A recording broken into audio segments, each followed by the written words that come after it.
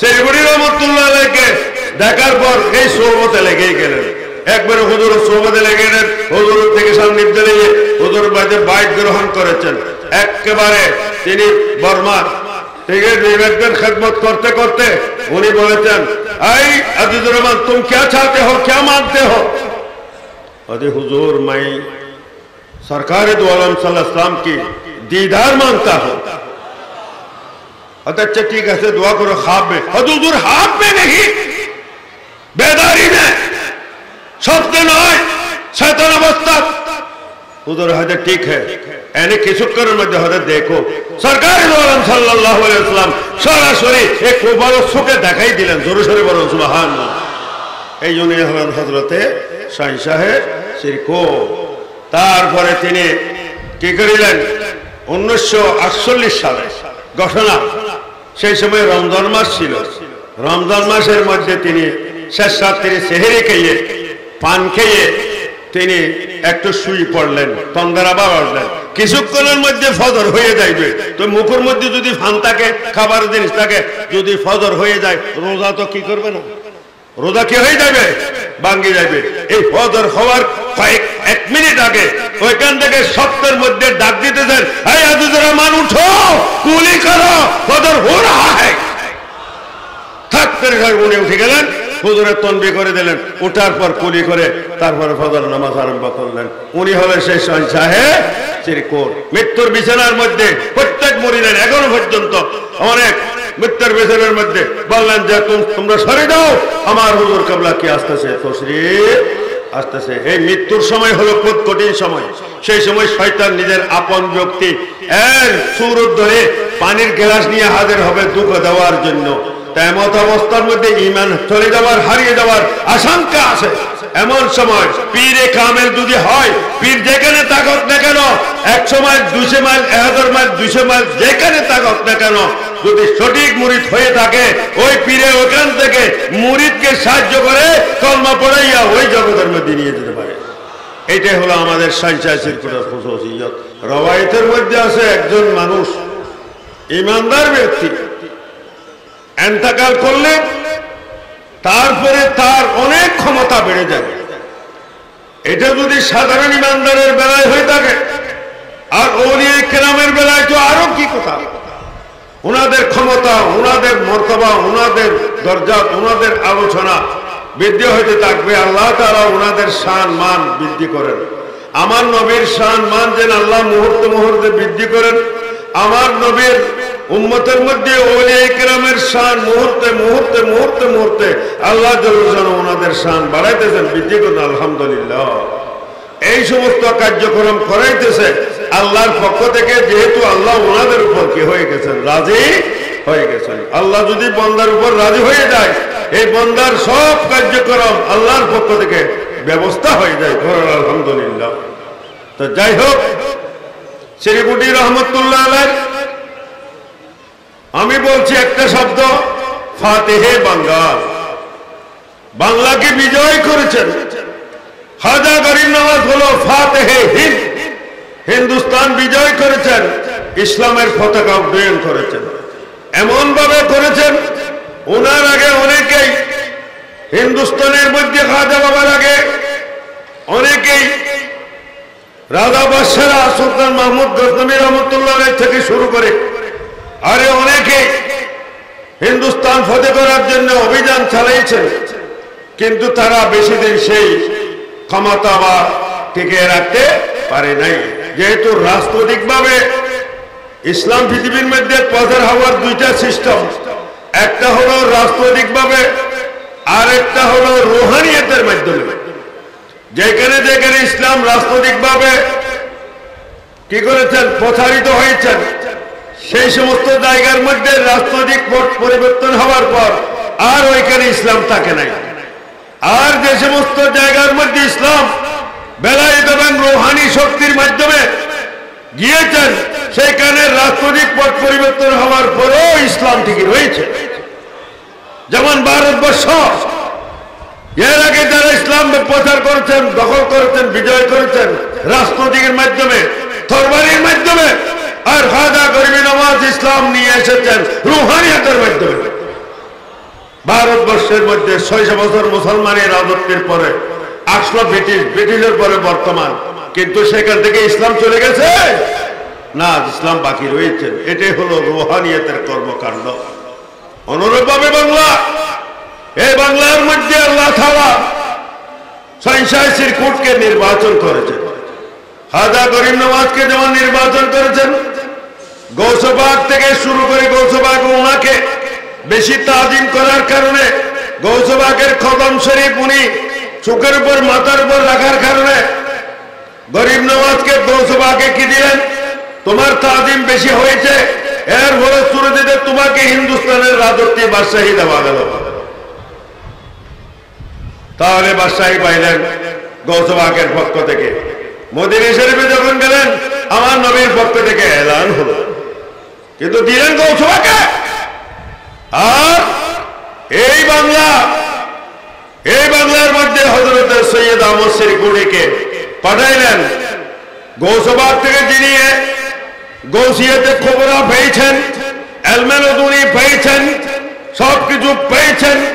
এই খাজা আব্দুর রহমান চৌরবী রহমতুল্লাহ আলাইহি, খাজা সৈয়দ আহমদ সিরকুটি রহমতুল্লাহ আলাইহিকে এই পাওয়ার দিয়ে বর্মা পাঠাইলেন। বর্মা থেকে এই বাংলায় আগমন করেছেন, বাংলা বিজয় করেছেন। এই বাংলা বিজয় করার কারণে সুন্নিয়ত কায়েম করেছেন, মাদ্রাসা কায়েম করেছেন, তরিকত কায়েম করেছেন, আঞ্জুমানুর রহমানিয়া সুন্নিয়ত কায়েম করেছেন। জায়গায় জায়গায় এলাকায় গিয়ে গিয়ে তিনি কি করেছেন, সুন্নিয়ত প্রচার করে আজ বাংলার জমিনে একটা সুন্নিয়তের বড় প্রাণ কেন্দ্র করে দিয়েছেন। জোরে জোরে বলুন সুবহানাল্লাহ। এই কারণে সিরকুটি রহমতুল্লাহ আলাইহিকে বলছি ফাতেহে বাংলার, বাংলার বিজয়কারী। এই জন্য বাংলার মধ্যে সুন্নিয়তের পতাকা প্রাতিষ্ঠানিক ভাবে তরিকতের মাধ্যমে, শরীয়তের মাধ্যমে, ইলমের মাধ্যমে তিনি কি করেছেন, একমাত্র প্রতিষ্ঠিত করেছেন। আরেক অনেকে খেদমত করেছেন, প্রত্যেকের খেদমত আছে, কিন্তু বাংলাদেশ ব্যাপী একেবারে স্থায়ী ভাবে আহলে সুন্নাত ওয়াল জামাতের মারকাজ প্রতিষ্ঠান সবকিছু শরীয়ত তরিকতের মাধ্যমে তিনি প্রতিষ্ঠা করেছেন। তিনি হলেন অদ্বিতীয় ব্যক্তি হযরত সৈয়দ আহমদ শাহ সিরকুটি রহমতুল্লাহ আলাইহি।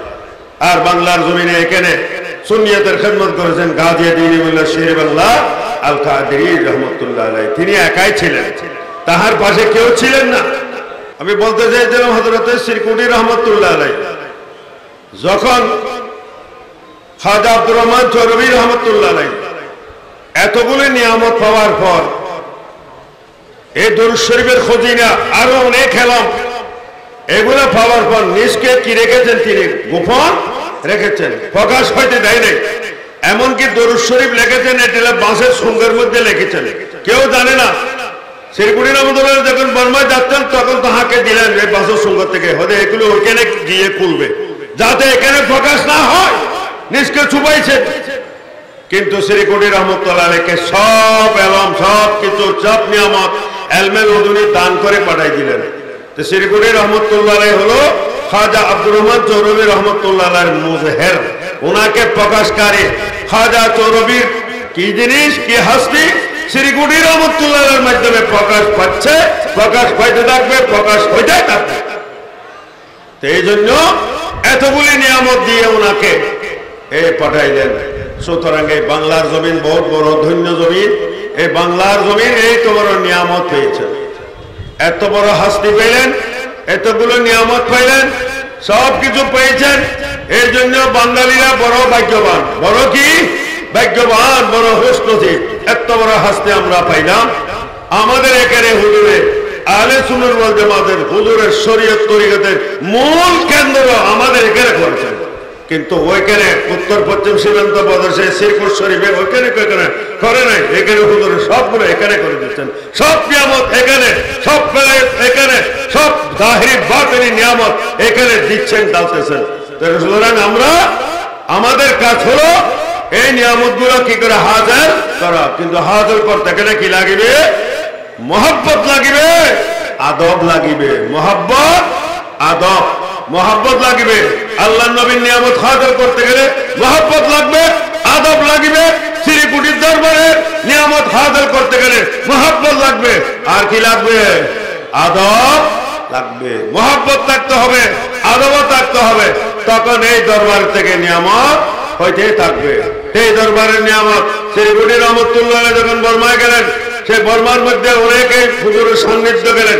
যাইতে যাইতে সেই সময় আজকের দুবাইয়ের মতো আমাদের বাঙালিরা এখানে ব্যবহার করত, সেই আমাদের বাংলাদেশের থেকে অনেক লোকেরা গিয়েছেন, সান্নিধ্য পেয়েছেন। এখান থেকে গিয়েছেন অনেক উলামা বুজুর্গরা দেখ। আমাদের হুজুরের অনেক খলিফা এখানে গেলেন, খেদমত করেছেন। গত বছরে বলেছিলাম একজনের কথা, ওনার কিছু তথ্য আমি পাইলাম। এগুলোর তথ্য আলোচনা করা মানে শ্রীকুটি রহমতুল্লাহ আলোচনা করা। যে হযরতে সৈয়দ আজিজুর রহমান খরব পাঠা উনি গিয়েছেন 1985 ইংরেজি সালে এই বর্মার মধ্যে উনি গেলেন। 1925 সালে গেলেন সেখানে টাকা কামানোর জন্য। শ্রীকুটি রহমতুল্লাহকে দেখার পর এই সোহবতে লেগেই গেলেন। একবারে হুজুর সোহবতে লেগে গেলেন, হুজুর থেকে সান্নিধ্য নিয়ে হুজুর বাড়িতে বাইট গ্রহণ করেছেন। একেবারে তিনি বর্মা থেকে নিবেদন খেদমত করতে করতে উনি বলেছেন, आई अजीजुर रहमान तुम क्या चाहते हो, क्या मांगते हो? अरे हुजूर मैं सरकार दो आलम सल्लल्लाहु अलैहि वसल्लम की दीदार मांगता हूं। अच्छा ठीक है, दुआ करो ख्वाब में। हुजूर ख्वाब में नहीं, बेदारी में, स्वप्न नয়, शैतान अवस्था। हुजूर हद ठीक है, এনে কিছুক্ষণের মধ্যে হঠাৎ দেখো সরকার দো আলম সাল্লাল্লাহু আলাইহি ওয়াসাল্লাম সরাসরি এক বড় চোখে দেখাই দিলেন। জোরে সোরে বলুন সুবহানাল্লাহ। এই জন্য হলেন হযরতে শাহী সাহেব শিরকো। তারপরে তিনি কি করিলেন, 1948 সালে ঘটনা। সেই সময় রমজান মাস ছিল। রমজান মাসের মধ্যে তিনি শেষ রাত্রে সেহরি খেয়ে পান খেয়ে তিনি একটু শুয়ে পড়লেন, তন্দ্রা আবার উঠলেন। কিছুক্ষণের মধ্যে ফজর হয়ে যাইবে। তো মুখের মধ্যে যদি ফান থাকে, খাবার জিনিস থাকে, যদি ফজর হয়ে যায়, রোজা তো কি করবে না, রোজা কি হয়ে যাবে, ভাঙ্গি যাবে। এই ফজর হওয়ার এক মিনিট আগে ওইখান থেকে সপ্তের মধ্যে ডাক দিতেছেন, এই আজিজুর রহমান উঠো, কুলি করো, ফজর হো রাহা হ্যায়। থাকতে উনি উঠে গেলেন, হুজুরের তনবি করে দিলেন। উঠার পর কুলি করে তারপরে ফজর নামাজ আরম্ভ করলেন। উনি হলেন সেই শাহী সাহেব শিরকো। মৃত্যুর বিছানার মধ্যে প্রত্যেক মুরিদের এখনো পর্যন্ত অনেক মৃত্যুর বিছানার মধ্যে বললেন যে তোমরা সরে যাও, আমার হুজুর কিবলা কি আসতেছে, তশরীফ আসতেছে। এই মৃত্যুর সময় হলো খুব কঠিন সময়। সেই সময় শয়তান নিজের আপন ব্যক্তি এর সুরত ধরে পানির গ্লাস নিয়ে হাজির হবে দুঃখ দেওয়ার জন্য। তেমত অবস্থার মধ্যে ঈমান চলে যাওয়ার, হারিয়ে যাওয়ার আশঙ্কা আছে।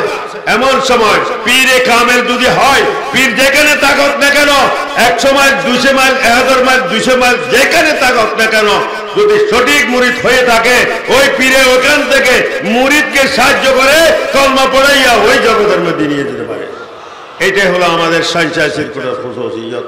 যাই হোক, আমরা এখানে এসেছি হুজুরের দরবারে। আমাদের কাজ হলো মহব্বত এবং কি দেখা, আদব করা। আর হুজুরের সাথে আমরা পক্ষ থেকে যে যে সমস্ত দায়িত্ব আমাদেরকে দেওয়া হয়েছে, এটা আমাদেরকে কি করা হয়েছে, দায়িত্ব দেওয়া মানে আমাদের উপর এনায়েত করা, নিয়ামত দেওয়া। আর দায়িত্ব পাওয়া মানে পুলসারাতের উপর সওয়ার করে। আমাদেরকে সবাইকে পুলসারাতের উপর খাড়া করে দিলেন। পীরের হুকুম দায়িত্ব পুলসারাত, তেরি মেরি যদি হয় নিচে জাহান্নামে যাইব, ধ্বংস হয়ে যাইবে। এই জন্য এই পুলসারাতের উপর খেয়াল করে, হুজুরকে খেয়াল করে দায়িত্ব পালন করতে হবে। আর যদি সেটা যদি থাকে, তাহলে হুজুরে বলবে দোয়া। পুলসারাত যখন পার হবে, ওই পারে হুজুর করিম সাল্লাল্লাহু আলাইহি ওয়াসাল্লাম বলবে, রব্বি সাল্লিম রব্বি সাল্লিম রব্বি সাল্লিম, আমার উম্মতকে সালামত রাখো, সালামত রাখো।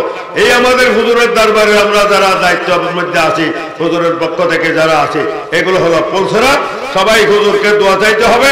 আর হুজুর ওখান থেকে রব্বে সালিম বলে ঠিক মতো দায়িত্ব পালন করা শুরু করে দিবেন।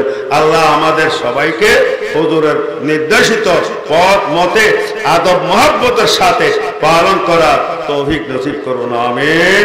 ওয়া আখিরু দাওয়ানা আনিল হামদুলিল্লাহি রাব্বিল আলামিন। আসসালামু আলাইকুম ওয়া রাহমাতুল্লাহি ওয়া বারাকাতুহু।